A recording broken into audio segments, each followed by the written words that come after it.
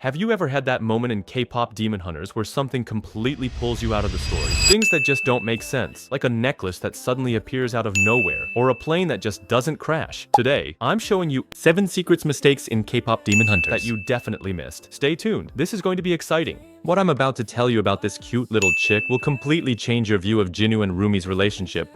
And it's pretty creepy. Rumi receives an invitation card from Jinwoo with a small chick on it. Later, the exact same chick stuffed toy appears on the girl's hotel sofa, the only plush toy in the room, meaning it's special to Rumi. But here's the disturbing part. How did Jinwoo know about this specific toy? He must have secretly visited their apartment and gone through Rumi's personal belongings. He then strategically uses the chick on his invitation card, a psychologically manipulative move designed to make Rumi trust him. The message screams, "I know you intimately, because I've been in your private space without permission." That's stalker level 9000. And it works. Rumi accepts the invitation, feeling special and seen. But was this romantic or manipulative? In real life, this would be criminal behavior. Yet the film treats it as a sweet romantic gesture, which raises the question, is this a plot hole?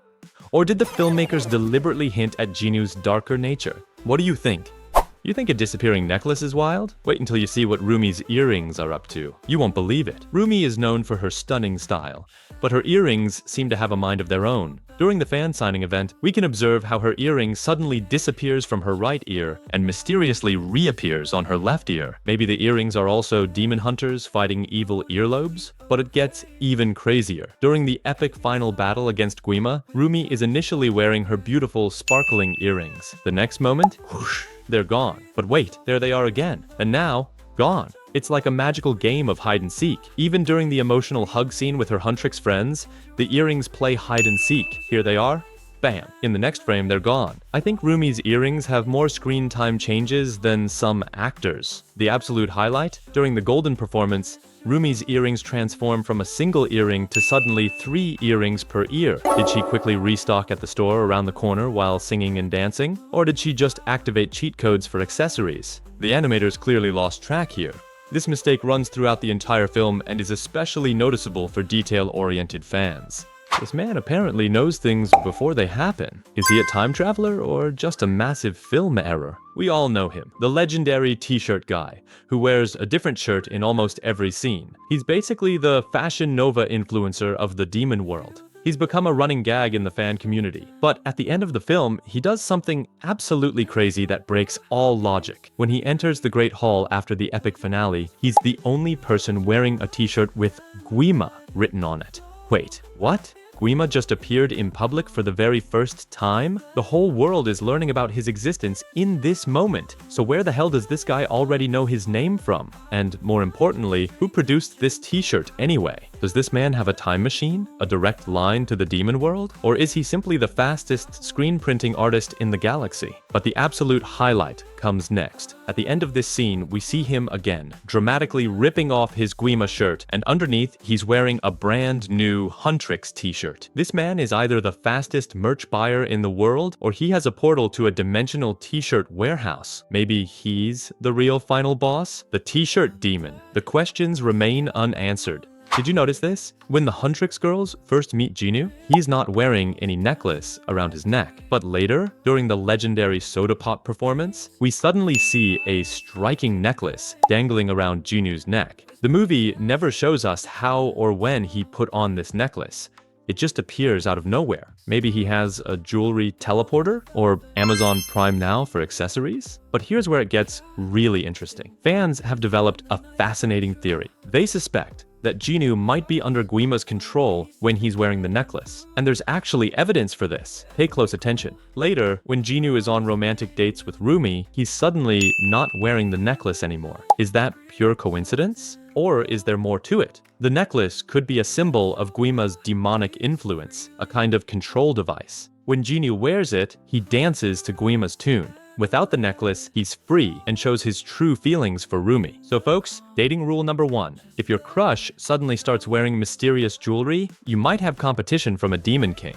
But of course, it could also just be a simple continuity error by the animators. What do you think? Drop it in the comments. What I'm about to tell you about Bobby will completely change your view of the entire film. Bobby is considered the caring father figure of the Huntrix. Always present, always protective. But wait a minute, something's not right. During the Golden performance, we see Bobby being carried away by demons. But hold on, that wasn't the real Bobby at all, but a demon disguised as Bobby. The question nobody asks, where the hell was the real Bobby at that moment? Shouldn't he be backstage taking care of the girls? Or was he on his break at Starbucks getting a latte? Priorities, Bobby, priorities. This plot hole is never explained, but that's not all. There are two massive errors with Bobby. The first happens right at the beginning. The Huntrix girls are sitting in their private jet when Bobby's call suddenly comes in, but eagle-eyed viewers noticed it immediately. The timer on the screen already shows 3 seconds, even though the phone just started ringing. How is that supposed to work? Can a phone ring and count call time simultaneously? That's like already being on a date before you said yes. Sounds like my last Tinder match. That makes absolutely no sense. The second Bobby error is even more obvious. In the Huntrix house, Bobby proudly wears a t-shirt with the Huntrix logo. When he then takes off his jacket, surprise, he's suddenly wearing a completely white t-shirt without any logo. Did he change in split seconds? Is Bobby secretly Clark Kent? Does he have a phone booth in the living room? Is this a magic trick? Which of these 3 Bobby errors do you find the craziest? Let me know in the comments. The train scene is action-packed and visually impressive. The Huntrix girls fight against a horde of demons in the narrow corridors of a speeding train. But when the camera pans outside and we see the train from the exterior, something strange happens. Is this really Zoe with new hairstyle? Who does this hair remind you of? It immediately reminds me of the Sunshine Sisters, a completely different character group. Did Zoe quickly stop by the hair salon during the battle? Wait, hold the demon fight for a sec. I need a new hairstyle. Respect for that multitasking. It almost looks like material from another film or scene was accidentally inserted. Maybe it was a rendering error? Or did different animation teams use different character designs? Either way, Zoe's spontaneous makeover in the middle of battle is definitely not intentional. Although, if she defeated a hairdresser demon who gave her one last haircut while dying, that would actually be pretty epic. This scene makes every physics teacher despair. During the spectacular aerial battle on the plane, the demons massively attack and destroy the wings and even the engines of the aircraft. Literally, half the plane is completely destroyed and missing. And what happens? The plane just keeps flying, as if nothing happened, calmly, steadily, straight ahead. Sorry, Einstein, but apparently the laws of physics